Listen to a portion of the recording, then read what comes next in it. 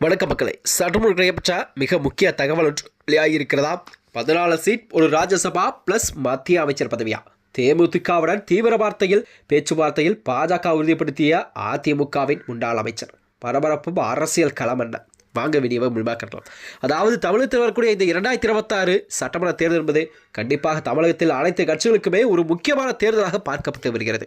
அதனைத் தொடர்ந்துதான் அனைத்து கட்சிகளும் மீண்டும் ஆட்சியை பிடிக்கிற நிலைப்பாட்டில் அதற்கான வேலைகளை கூட தொடங்கிவிட்டதாம்.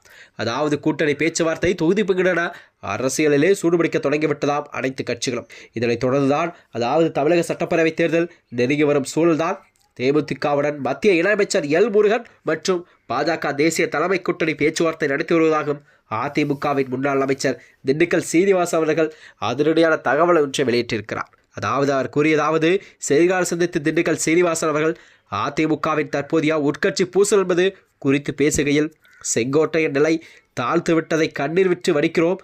எங்களிடம் முதலிடத்திலிருந்து ஒரு பெரிய மனிதர் இன்று அதாவது 5வது இடத்தில் உட்கார வைத்துள்ளார்கள்.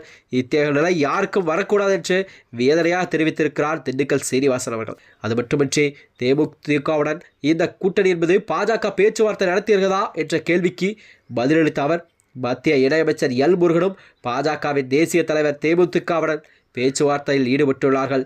எங்களை நம்பி சிலரும் பாஜகவை நம்பி சிலரும் தங்களுடைய கூட்டணிக்கு வருகிறார்கள். பேச்சுவார்த்தை கூட ஒரு சுமூகமாக முடியும் என எதிர்பார்ப்போம் என்றும் அவர் தெரிவித்திருக்கிறார். அது மட்டுமின்றி அதாவது மேலும் ராஜ்யசபா சீட் விவகாரத்தில் அதிமுக தேமுதிக இடையே நிலவும் இந்த மனக்கசப்பு குறித்த கேள்விக்கு யார் சமைத்தால் என்ன, சாப்பாடு கூட்டும் நம் இலைக்கு வந்தால் சரி என்பதை போல பழமொழியை பயன்படுத்திதான் பதிலளித்திருக்கிறார். இதன் மூலம் தேமுதிக மத்திய அமைச்சரிடம் கோருவதால் பாஜக நேரடியாக பேச்சுவார்த்தை இறங்கியுள்ளதாக அவர் உறுதிப்படுத்தியிருக்கிறார். தற்போது தமிழக அரசியலிலே களம் கண்டிப்பாக தமிழகத்தில் 4 முறை போட்டிதான் 2026 சட்டமன்ற தேர்தலானது நிலவக்கூடிய சூழல் உருவாகி இருக்கிறதா?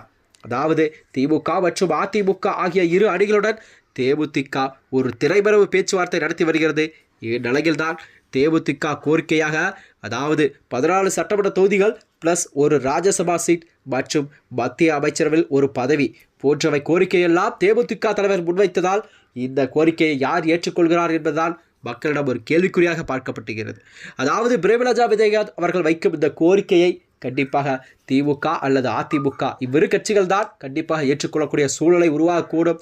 அதைத்தான் மக்கள் கண்டிப்பாக பார்ப்பார் என்று கூறப்படுகிறதா. இதில் அதிமுக 8 இடங்களையும் திமுக 6 இடங்களை மட்டுமே தேமுதிகவுக்கு ஒதுக்க முன்வந்துள்ளதாக கூறப்படுகிறதா. இந்த நிலையில்தான் மத்திய அமைச்சர் பதவியேற்ற தேமுதிகவின் நிபந்தனையே பாஜக நேரடியாக பேச்சுவார்த்தையில் ஈடுபட ஒரு முக்கிய காரணமாக சொல்லப்படுகிறதா.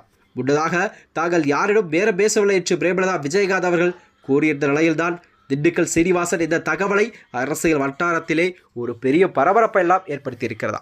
மேலும் இது போன்ற வீடியோக்களை தெரிந்து கொள்ள நமது சேனலை மறக்காமல் சப்ஸ்கிரைப் செய்துள்ளோம். நன்றி, வணக்கம்.